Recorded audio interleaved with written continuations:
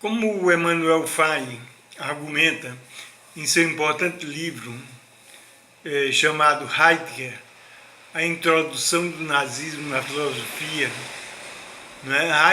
Heidegger faz uma politização da ontologia. Né? A ontologia, evidentemente, é universal, a filosofia é universal. Né? E em alguns momentos que o Emanuel Fay ilustra com textos, né, escritos pelo próprio Heidegger, em alguns momentos de sua obra, né, Heidegger identifica a atualização do ser como a atualização do ser alemão, tão cara ao nazismo alemão, né, ao racismo do nazismo alemão. Né? Então, o ser que é universal passa a ser identificado com a atualização do ser alemão, ou seja, só se age humanamente no sentido de ser alemão. Isso é de uma violência, em termos de filosofia, né, fora do comum, né? Uma violentação profunda da filosofia e uma introdução de uma perspectiva racista na ontologia, né? Uma politização racista da ontologia. Né? Da mesma forma, inúmeros trechos do Heidegger apenas servem para dar suporte à perspectiva nazista alemã. Né?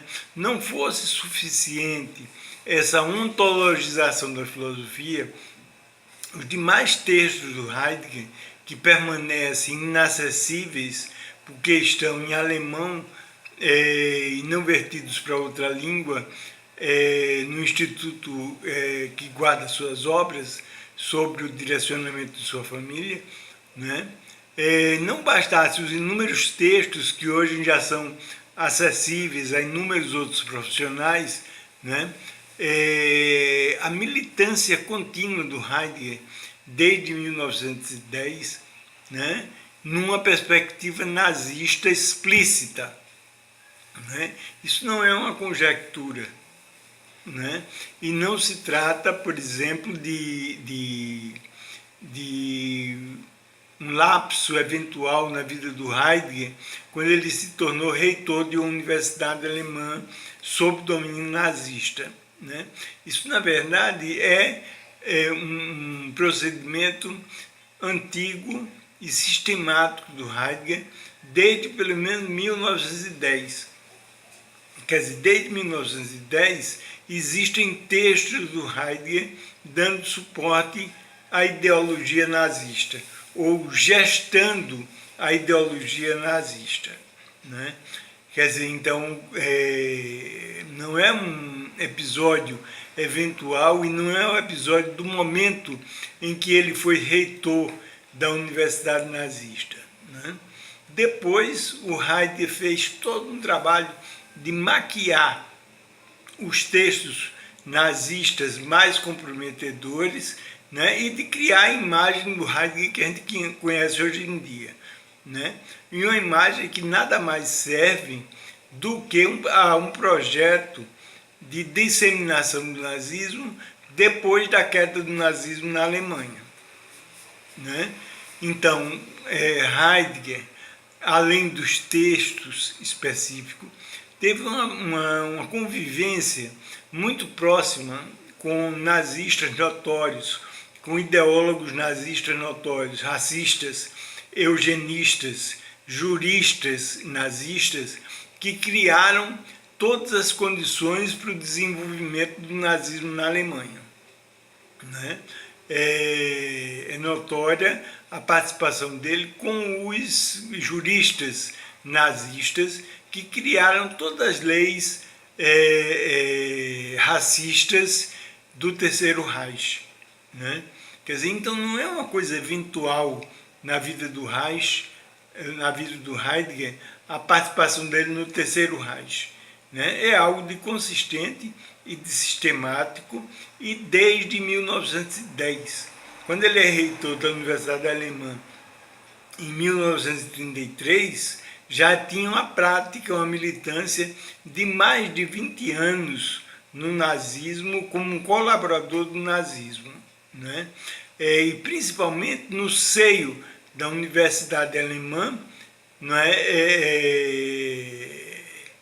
Criando, né, a adesão da juventude universitária alemã às ideias do nazismo. Quer dizer, esse foi um local diferenciado de onde o Heidegger atuou desde 1910, né? A Universidade Alemã e a produção da juventude nazista, né, durante o desenvolvimento do nazismo na Alemanha. Então não é um episódio eventual de 1933, né, ou um episódio de quando ele foi reitor da Universidade Alemã, né? Heidegger nunca negou a participação nazista dele, né? Até entrevistas feitas em 1960, né, ele não nega nessas entrevistas a participação nazista dele, né? Então é preciso ter uma certa atitude crítica com relação ao Heidegger e perceber a sua obra de um ponto de vista crítico, né? No seio da fenomenologia que a gente precisa, né? Mas se tirar a influência de Husserl, de Brentano, da filosofia oriental, né, dos gregos, né, de Aristóteles, resta o que de Heidegger, né? Então, é preciso encarar o Heidegger de um ponto de vista ético, né, e ter um senso crítico ético com relação a ele.